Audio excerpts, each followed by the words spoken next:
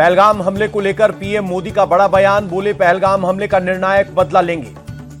PM Modi बोले आतंकवाद मानवता के लिए गंभीर खतरा, इसे खत्म करने के लिए हम प्रतिबद्ध।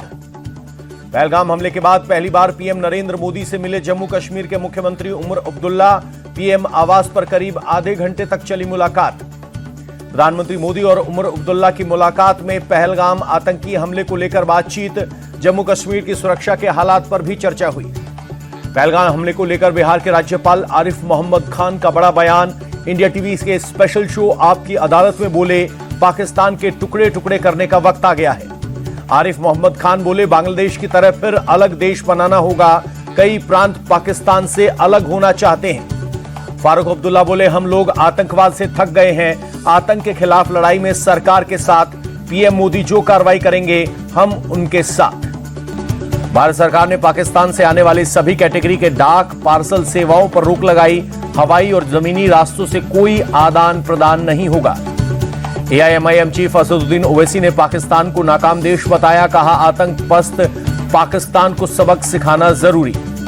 पाकिस्तान के मिसाइल टेस्ट पर भी ओवैसी का तंज, कहा कितने भी मिसाइल टेस्ट कर लो, भारत तुमसे हमेशा ताकतवर है और हमेशा ताकतवर रहेगा।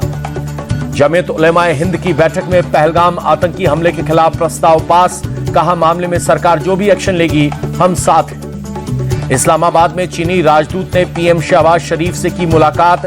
भारत पाक के बीच बढ़ते तनाव पर हुई चर्चा। चीनी राजदूत ने दोनों देशों से शांति बरतने की अपील की, कहा पाकिस्तान की सुरक्षा चिंताओं को समझता है चीन। चरणजीत चन्नी के सर्जिकल स्ट्राइक के सबूत मांगने पर हमलावर बीजेपी, कांग्रेस को पाकिस्तान वर्किंग कमेटी बताया, कहा इनके नेताओं का बयान पाकिस्तान की सेना और आतंकियों के लिए ऑक्सीजन। बीजेपी नेता मनजिंदर सिंह सिरसा भी चरणजीत चन्नी पर भड़के, कहा कांग्रेस के लोग हमेशा देश से गद्दारी करते हैं। अपने बयान पर चरणजीत चन्नी ने दी सफाई, कहा सर्जिकल स्ट्राइक के सबूत नहीं मांगे, सिर्फ पाकिस्तान पर एक्शन की मांग की। रक्षा मंत्री राजनाथ सिंह ने भी रूस का दौरा रद्द किया। 9 मई को मॉस्को में विक्ट्री डे परेड में नहीं होंगे शामिल, पाकिस्तान से जारी तनाव के चलते फैसला। चेन्नई से श्रीलंका के भंडार नायके एयरपोर्ट पहुंचे विमान की ली गई तलाशी।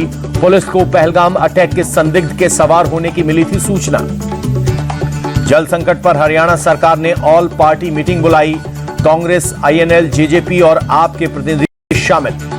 बैठक के बाद बोले हरियाणा के सीएम सैनी संविधान की शपथ लेकर भी पंजाब के सीएम असंवैधानिक काम कर रहे हैं। पंजाब सरकार पर बरसे सीएम सैनी, कहा पानी पंजाब का नहीं देश का है जो हिमाचल से होकर आता है।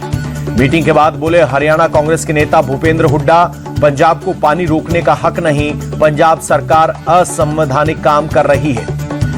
भाखड़ा बीबीएमएस की बैठक में शामिल नहीं हुई पंजाब सरकार। कल केंद्र ने पंजाब को हरियाणा को अतिरिक्त पानी देने की दी थी सलाह।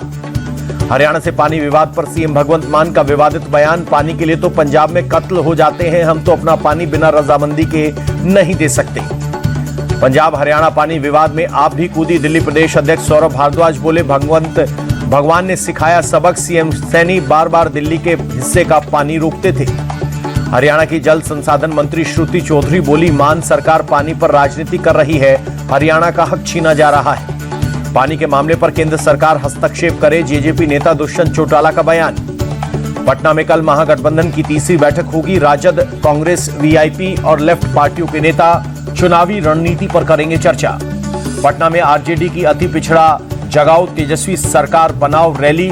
तेजस्वी यादव बोले बिहार में सबसे ज्यादा गरीबी अति पिछड़ों में है। तेजस्वी यादव की बिहार के अति पिछड़ी समाज से अपील, एक मौका दीजिए, नौकरी और सुरक्षा की जिम्मेदारी मेरी होगी। केंद्रीय मंत्री नित्यानंद राय ने जताया भरोसा, कहा बिहार की जनता ने 100% एनडीए की सरकार चुन ली। नित्यानंद राय ने कहा बिहार में अब परिवारवाद नहीं चलेगा, लोगों को विकास और अपने बच्चों का भविष्य चाहिए। जातिगत जनगणना के फैसले के बाद तेजस्वी यादव की पीएम मोदी को चिट्ठी, प्राइवेट सेक्टर में भी आरक्षण लागू करने की मांग की। केंद्रीय मंत्री राजीव रंजन का आरजेडी पर अटैक, कहा इनका एजेंडा सिर्फ परिवारवाद और भ्रष्टाचार है। केंद्रीय मंत्री गजेंद्र सिंह शेखावत बोले जातिगत जनगणना समय की मांग थी, इससे गरीबों और पिछड़ों का कल्याण होगा। बीजेपी के राष्ट्रीय अध्यक्ष जेपी नड्डा ने तमिलनाडु बीजेपी कोर कमेटी की बैठक की अध्यक्षता की।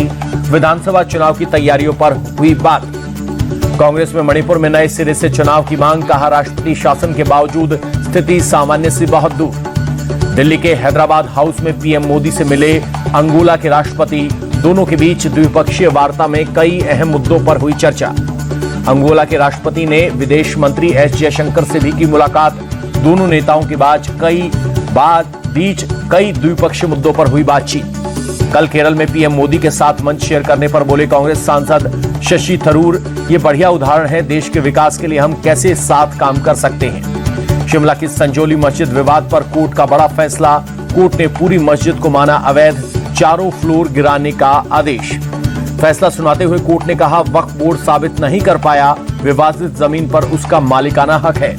संजौली मस्जिद को कोर्ट के फैसले का हिमाचल वक्फ बोर्ड ने किया विरोध। कहा, फैसले के खिलाफ जाएंगे सेशन कोर्ट, आखिर तक लड़ेंगे लड़ाई।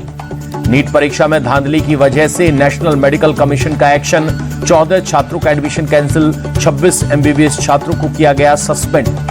बेंगलुरु में सिंगर सोनू निगम पर एफआईआर दर्ज, कन्नड़ लोगों की भावनाओं को ठेस पहुंचाने का आरोप। एनआईए ने मुंबई हमले का मास्टरमाइंड तहव्वुर राणा के वॉइस और हैंडराइटिंग के सैंपल लिए।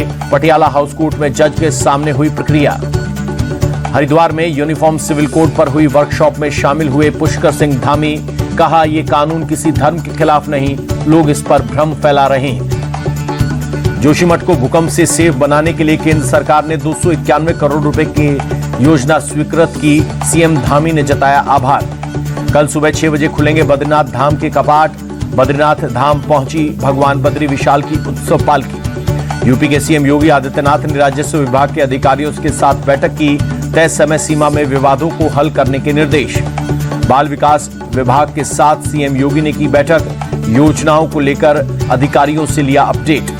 दिल्ली कैबिनेट ने स्कूल फीस एक्ट को दी मंजूरी। सीएम रेखा गुप्ता बोली, सभी 1677 स्कूलों की फीस पारदर्शी तरीके से होगी कंट्रोल। दिल्ली के मंत्री आशीष सूद ने कहा, स्कूल फीस एक्ट बनाकर स्कूलों की मनमानी के रास्ते बंद किए गए।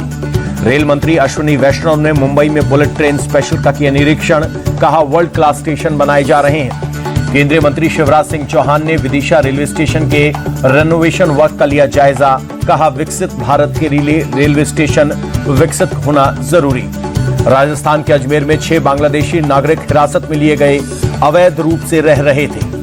दिल्ली पुलिस ने घुसपैठ कराने वाले मास्टरमाइंड को गिरफ्तार किया। 40 से ज्यादा अवैध बांग्लादेशियों को भी पकड़ा। 10 साल से भारत में घुसपैठ करा रहा था मास्टरमाइंड। पैसा लेकर बांग्लादेश से लोगों को भारत लाकर फंसाता था। अपने बयानों से हमेशा चर्चा में रहे संबल के सीईओ अनुज चौधरी का तबादला। अब चंदौसी के सीईओ बनाए गए आलोक कुमार को संबल की जिम्मेदारी। गोवा के शिरगांव में भगदड़ से 6 लोगों की मौत, 50 से ज्यादा घायल। प्रधानमंत्री ने हादसे पर दुख जताया।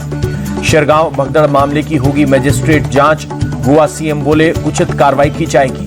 बिहार के सीएम नीतीश कुमार ने पीएमसीएच पुनर्विकास योजना फेज 1 के तहत 1117 बेड वाले अस्पताल का उद्घाटन किया। अमरेली में मदरसा के मौलवी फजल शेख को एसओजी ने किया गिरफ्तार। पाकिस्तान और अफगानिस्तान कनेक्शन सामने आने पर एक्शन। सोमवार को हिंसा प्रभावित मुर्शिदाबाद का 2 दिन का दौरा कर सकती हैं सीएम ममता बनर्जी। टीएमसी विधायक मनीरुल इस्लाम ने दी जानकारी।